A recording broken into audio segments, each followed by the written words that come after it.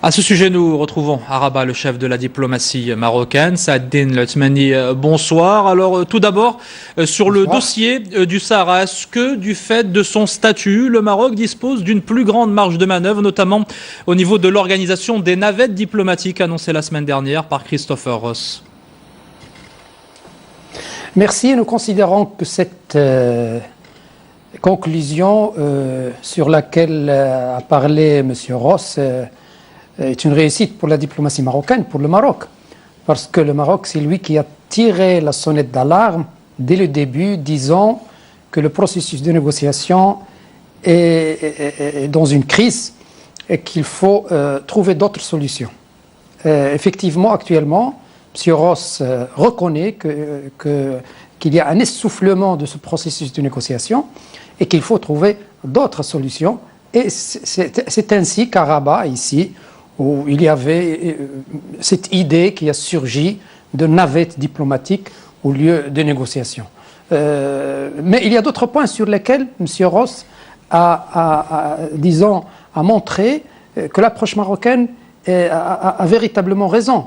M. Ross parle actuellement de la distinction entre les différentes questions, la question humanitaire, la question des droits de l'homme, la question sécuritaire et la question militaire gérée par les MINURSO, et que M. Ross se concentrera sur essentiellement la question politique, les négociations pour aboutir à une solution politique durable, mutuellement acceptable, comme le prétend les différentes résolution du Conseil de sécurité. Donc, Saadine Latmani, justement, peut-être. Pendant la présidence marocaine au Conseil de sécurité, il y aura d'autres dossiers non moins brûlants et importants. Vous devez présider lundi prochain, en présence du secrétaire général de l'ONU, une réunion sur la sécurité au Sahel. Est-ce que vous allez défendre une nouvelle fois l'option militaire prônée par les États de la CEDEAO pour ce qui est de la situation dans le Nord Mali ? Vous savez, cette question est très délicate.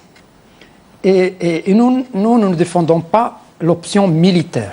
Nous défendons une option politique, mais peut-être soutenue par une force africaine, par exemple. Mais le grand du dossier doit être fait par les Maliens eux-mêmes. C'est ainsi que la stratégie marocaine, toujours défendue par le Maroc, c'est premièrement soutenir le gouvernement malien sur place. Le soutenir politiquement, le soutenir économiquement, le soutenir sur le plan humain, sur le plan de développement, mais aussi le soutenir sur le plan sécuritaire pour pouvoir sécuriser le pays, pour pouvoir défendre l'unité du Mali.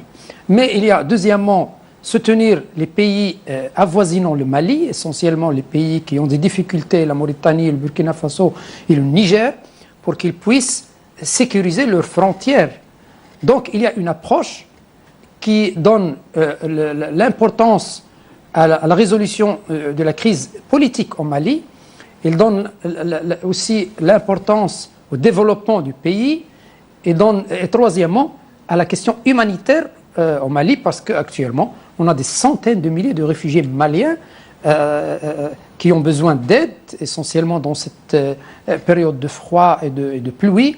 Et le Maroc a essayé de contribuer à tous ces niveaux, premièrement au niveau politique, deuxièmement au niveau économique et aide au développement, troisièmement au niveau humanitaire, et après avoir fait tout ce qu'on peut à ces niveaux, qu'on peut recourir à une aide sécuritaire qui peut être faite soit par le CEDEAO ou par les autres pays. Monsieur Latmani, le 12 décembre prochain, le Maroc accueille à Marrakech une réunion du groupe des Amis de la Syrie. Est-ce qu'à travers cette réunion-là, on peut véritablement envisager une issue favorable ou du moins le début d'une solution à ce conflit qui dure depuis maintenant plus de 20 mois? Vous savez, on ne peut pas prétendre qu'on va, dans cette réunion, arriver à une issue définitive. Mais c'est un processus. C'est la communauté internationale qui essaie de faire ce qu'elle peut pour aider le peuple syrien, pour arrêter ce cauchemar que vit le peuple syrien depuis à peu près maintenant près de 2 ans.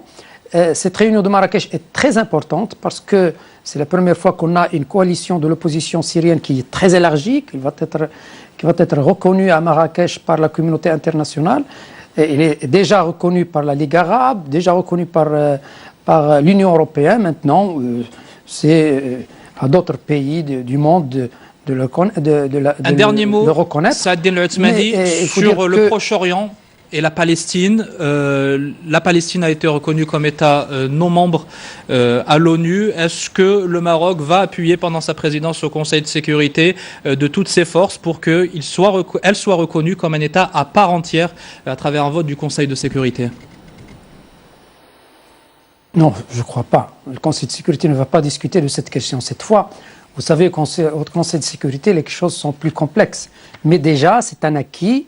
Je félicite les Palestiniens pour cet acquis important sur le plan international. Et le Maroc a beaucoup fait, à côté des autres pays, bien sûr, arabes et d'autres pays frères de par le monde, pour appuyer le peuple palestinien. Aujourd'hui, nous sommes dans une nouvelle étape. On a un État palestinien, malgré qu'il n'est pas membre des Nations Unies, mais il est reconnu comme État, État qui est actuellement observateur.